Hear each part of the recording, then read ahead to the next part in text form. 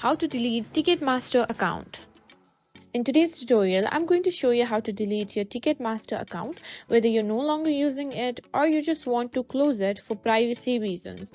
I'll walk you through the simple steps you need to follow. So let's get started. Open your browser and go to Ticketmaster's website at www.ticketmaster.com. Once you're on the home page, click on the sign in button and simply log into your account. Now after that, what you need to do is click on your profile icon in the top right corner of the page, then select my account from the drop down menu. This will take you to your account settings.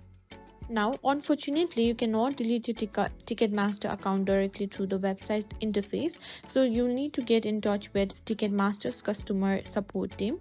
Scroll down to the bottom of the page and click on Contact Us, and you'll be directed to the supported page. On the support page, you'll see multiple accounts for contacting Ticketmaster. You can either use their online help center or get in touch via email or live chat.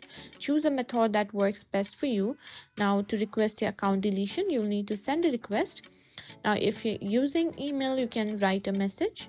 And after that, simply submit your request and you'll receive a confirmation email from Ticketmaster once your account has been successfully deleted.